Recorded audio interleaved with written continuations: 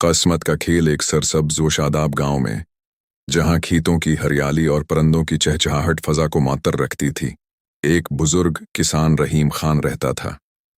रहीम खां की उम्र 17 बरस से ज्यादा थी, लेकिन उसकी आंखों में एक अजीब सी चमक थी, जैसे वो जिंदगी के हर राज से वाकिफ हो।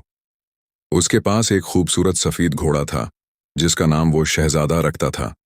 शहजादा न सिर्फ मजबूत था, बल्कि रहीम खां के खीतों का सबसे बड़ा सहारा भी था।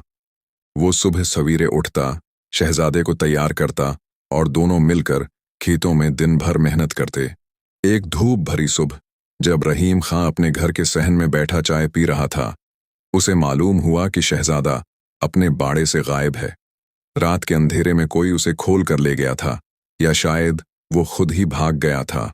गांव वालों को जब ये खबर मिली, वो रहीम खां के घर जमा हो गए। अरे रहीम खां, ये तो बहुत बड़ी मुसीबत आ पड़ी, एक पड़ोसी गलजार ने अफसोस से कहा। हाँ, शहजादा जैसा घोड़ा कहाँ मिलेगा अब? तुम्हारी तो सारी मेहनत बर्बाद हो गई। दूसरे पड़ोसी ने सिर हिलाते हुए कहा। रहीम खां ने अपनी चाय का आखिरी घूंट लिया, हल्की सी मुस्कुराहट के साथ आसमान की तरफ देखा और बोला, मुसीबत है या नामत, ये तो वक्त ही बताएगा। गांव वालों को उसका ये जवाब अजीब लगा। वो सोचने लगे कि शायद रहीम खां को अपने नुकसान का अंदाजा ही नहीं। वो सरगोशियां करते हुए वापस चले गए। शहजादे की वापसी चंद दिन गुजरे। एक शाम, जब सूरज डूब रहा था और आसमान सरखी माइल था, गांव वालों ने देखा कि शहजादा वापस आ रहा है। लेकिन वो अकेला नहीं था। उसके साथ 3 जंगली घोड़े भी थे, जो उसकी रस्सी से बंधे चल रहे थे। तीनों घोड़े एक से बढ़कर एक थे। एक स्याह जैसे रात का अंधेरा, दूसरा सरख जैसे अंगारों की चमक, और तीसरा सुनहरी जैसे सूरज की किरण। गांव वालों की आंखें हैरत से फैल गईं। रहीम खां, ये तो कमाल हो गया, गलजार ने खुशी से कहा। एक घोड़ा गया था, 4 आ गए, तुम तो रातों रात मालदार हो गए। एक और पड़ोसी ने हंसते हुए कहा। रहीम खान ने घोड़ों को बाड़े में बांधा, उनके सर पर हाथ फेरा और वही मुस्कुराहट के साथ बोला, मालदारी है या मुसीबत, ये तो वक्त ही बताएगा।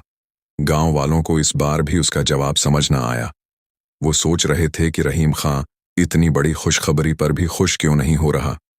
बेटे का हादसा। रहीम खां का इकलौता बेटा इस्लम, जो 20 बरस का एक चाक व चौबंद नौजवान था, घोड़ों को देखकर बहुत परजुश हुआ।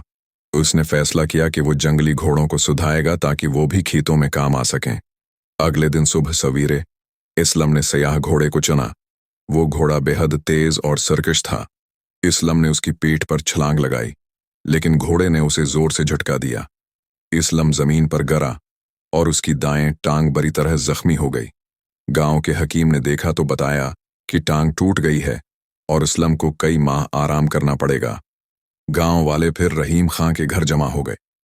अरे रहीम खां, ये तो बहुत बड़ी बदकिस्मती है, इस्लम जैसा जवान अब कैसे काम करेगा? गलजार ने अफसोस से कहा। हाँ, अब तो तुम्हारे खेतों का क्या होगा? एक और पड़ोसी ने पूछा। रहीम खां ने अपने बेटे के सिर पर हाथ रखा, एक गहरी सांस ली और कहा, बदकिस्मती है या हिकमत, ये तो वक्त ही बताएगा। गांव वालों को इस बार रहीम खां का सब्र देखकर गुस्सा आने लगा। वो सोच रहे थे कि ये बूढ़ा अपने बेटे के जख्मी होने पर भी क्यों इतना पुरस्कून है। जंग का ऐलान कुछ हफ्ते गुजरे। एक दिन गांव में हलचल मच गई। बादशाह ने पड़ोसी मुल्क से जंग छेड़ दी थी और उसने हुक्म दिया कि हर गांव से सेहतमंद नौजवानों को फौज में भर्ती किया जाए। गांव के तमाम जवान लड़कों को फौज के कैंप में ले जाया गया। माँ बाप रो रहे थे, क्योंकि जंग बहुत खतरनाक थी और बहुत से जवानों के वापस आने की उम्मीद कम थी। लेकिन असलम, जो अभी तक अपनी टूटे हुए टांग की वजह से बस्तर पर था, को फौज में नहीं ले जाया गया। गांव वाले रहीम खां के घर आए। रहीम खां, तुम तो बहुत खुश नसीब निकले, गलजार ने कहा। हर घर का जवान जंग में जा रहा है, लेकिन तुम्हारा इस्लम घर पर महफूज है। ये तो अल्लाह की बड़ी रहमत है। एक और पड़ोसी ने कहा।